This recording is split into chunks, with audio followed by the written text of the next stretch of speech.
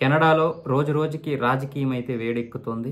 వచ్చే సంవత్సరం ఎన్నికలున్న నేపథ్యంలో రాజకీయ పరిణామాలైతే కీలకంగా మారాయి కెనడాలో.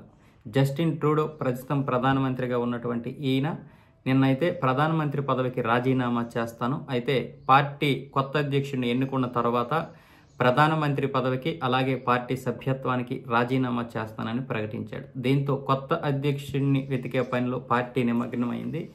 ఇందులో భారత సంతతికి చెందినటువంటి ఇద్దరు ఉన్నట్లుగా తెలుస్తోంది. ముఖ్యంగా తదుపరి ప్రధాన రేసులో లిబరల్ పార్టీ నేతలు Chrystia Freeland, Mark Carney, Dominic LeBlanc, Melanie Joly, Francois Philippe, Christy క్లార్తో పాటు భారత సంతతి ఎంపీలు అనితా ఆనంద్, జార్జ్ సాహల్ పేర్లు కూడా వినిపిస్తున్నాయి.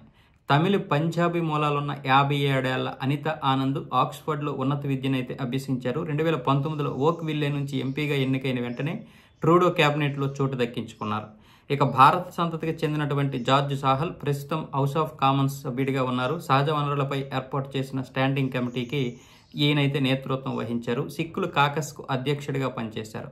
అయితే సాహల్ను లిబరల్ పార్టీ లెజిస్లేటివ్ కాకస్ తాత్కాలిక నేతగా నియమించింది. అందువల్ల ఆయన పార్టీ నాయకుడిగా గెలిచినా ప్రధాన పదవి చేపట్టేందుకు అర్హుడు కాదని తెలుస్తోంది. కెనడా చట్టాల ప్రకారం తాత్కాలిక నేతలు ప్రధాని పదవి చేపట్టేందుకు వీల్లేదు. ఇది పరిస్థితి కెనడాలో.